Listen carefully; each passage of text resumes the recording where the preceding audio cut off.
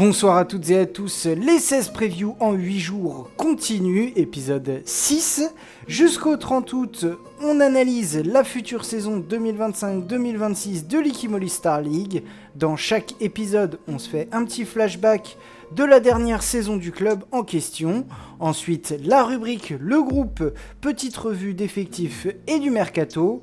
On désigne ensuite un Factor X, ce joueur qui peut faire basculer ta saison. Dans le j'aime ou pas, je vous donne mes espoirs et mes inquiétudes pour la saison qui vient. Et on termine par un prono du classement final. Deuxième vidéo du jour, ce soir on se déplace chez moi sur les rives de l'Ille-et-Vilaine au Cesson Rennes Métropole Handball. Flashback!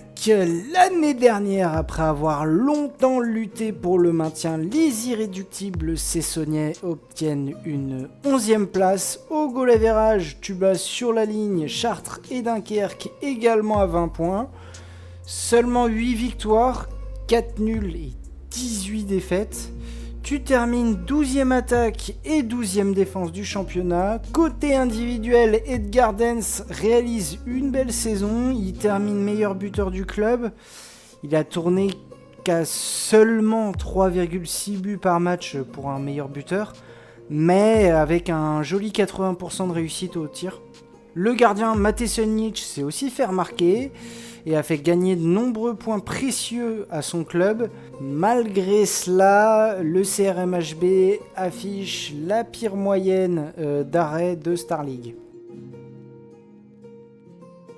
En fin de saison dernière, Cesson a tourné quelques-unes des plus belles pages de son histoire. La plus grande légende du club, Romain Brief, a pris sa retraite. Il est accompagné par Edgar Dens et Romaric Guillot. A noter également le départ de Molinier pour le PAUC. Avec des moyens limités, les irréductibles ont tenté de leur trouver des remplaçants cet été. Les arrivées sont indiquées en vert sur le visuel. Elles sont au nombre de 8. On peut noter l'arrivée de Gustavo Rodriguez, l'arrière droit en provenance de Chambéry. Il amènera leadership, expérience et puissance sur la base arrière. Le demi-centre hongrois Egon Hanusch devrait offrir quelques belles séquences de jeu à la Glaze Arena cette saison. Globalement, le groupe s'est rajeuni, il est légèrement affaibli et le Riche devrait occasionnellement faire aussi appel à son centre de formation qui est de qualité. Pour choisir un Factor X au sein de cet effectif breton, j'ai choisi Michal Baran. À 20 ans, le jeune demi-centre et espoir français est une vraie pépite au sein d'un club qui le couvre bien comme il faut depuis 3 ans. Mais c'est que lors des 2 dernières saisons qu'on a vraiment pu observer son talent. T'es capitaine des moins de 21 ans chez les Bleus, il devra continuer sur sa progression. Dans une équipe qui va avoir besoin de lui, ils vont manquer de leader technique, surtout avec la blessure du jeune Brief sur les premiers matchs. Et son importance devrait grandir au fur et à mesure de la saison. Le j'aime ou pas, j'aime étant ailier, je suis assez content que Cesson puisse conserver le duo Cossé-Labigang en y ajoutant Folk et Moran, qui sortent tous deux de belles saisons. Avoir conservé Sonic, c'est un sacré tour de force et j'ai pas mal d'espoir placé en Kwasi, en doublure. Par contre, je suis plus sceptique sur le poste de pivot. Les pertes de Molinier, Brief, Guillot et Dens devraient sacrément se faire ressentir au début de saison. Je suis d'accord, il fallait rajeunir le projet cessonnais, mais les 4 en même temps, je suis pas sûr. J'ai peur que ça fasse un peu trop d'un coup. Reste aussi l'incertitude autour du poste de coach. Le Riche et le Maire ayant échangé leur rôle en fin de saison passée.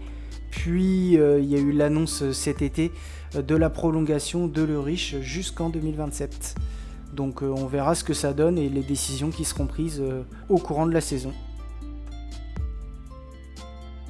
Mon prono, aujourd'hui je vais tâcher d'être objectif, mais je reste optimiste.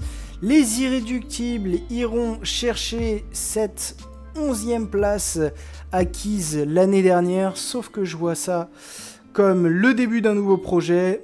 Je parie sur une belle saison de Sunny Edge, Brief, Salou et Cossé, qui devront devenir les nouveaux patrons. Je prie aussi pour la saison révélation de Michel Baran, quitte même à ce qu'il devienne le vrai leader de l'attaque. Je vois Cesson gagner son mini-championnat face à Dunkerque et Chartres. Surtout, je ne vois pas Cesson attendre les dernières journées pour être sauvé.